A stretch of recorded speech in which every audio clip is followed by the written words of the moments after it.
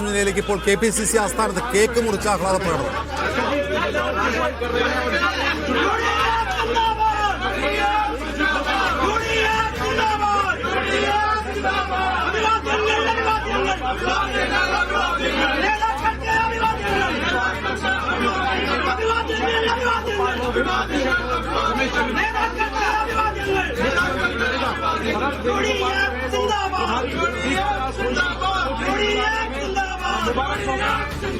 इसके लिए 10 सालों के बाद सत्ता में वापसी हो रही है और इसका जश्न मनाया।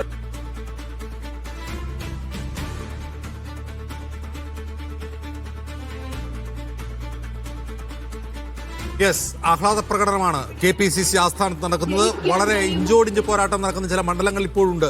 98 സീറ്റിലേക്ക് തങ്ങളുടെ ലീഡ് നില വർദ്ധിപ്പിച്ചിട്ടുണ്ട് UDF. 39ലേക്ക് LDFന്റെ ലീഡ് നില കുറഞ്ഞിട്ടുണ്ട്. 3 സീറ്റിൽ ആണ് NDA ഇപ്പോൾ ലീഡ് തുടരുന്നത്. അതിൽ തന്നെ പലയിടത്തും പൊരിഞ്ഞ പോരാട്ടമാണ് നടക്കുന്നത്. ഇനിയും ട്രെൻഡ് അറിയാനുള്ള ചില മണ്ഡലങ്ങളുണ്ട്. ചെറിയ നേരിയ വ്യത്യാസത്തിൽ അങ്ങോട്ടും ഇങ്ങോട്ടൊക്കെ ചാഞ്ചാടിക്കൊണ്ടിരിക്കുന്ന ചില മണ്ഡലങ്ങൾ തൃശ്ശൂരിലുണ്ട്.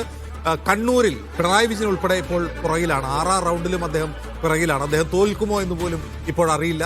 അതേസമയം തന്നെ ചില മണ്ഡലങ്ങൾ തിരിച്ചുപിടിക്കാൻ LDFന് സാധിക്കുന്നുണ്ട്. പ്രത്യേകിച്ചും മണലൂരിൽ നടക്കുന്ന ഇഞ്ചോടിഞ്ച് പോരാട്ടം നോക്കൂ. TN പ്രതാപനെ പോലുള്ളൊരു സീനിയർ നേതാവ് 717 വോട്ടിന് പുറകിലാണ് ഇപ്പോൾ. തൃശ്ശൂരിൽ നിന്ന് ആരെങ്കിലും കിട്ടുമെങ്കിൽ തൃശ്ശൂരിൽ നടരാജ് വേണം. തൃശ്ശൂരിൽ ചില മണ്ഡലങ്ങളിൽ ഇഞ്ചോടിഞ്ച് പോരാട്ടമാണ്. കയ്പമംഗലം, മണലൂര്, അതുപോലെ ചാലക്കുടി, ഇങ്ങനെ നിരവധി മണ്ഡലങ്ങളിൽ ഇഞ്ചോടിഞ്ച് പോരാട്ടം നടക്കുന്നുണ്ട്. അവിടെ നിന്നുള്ള വിശദാംശങ്ങൾ വേണം.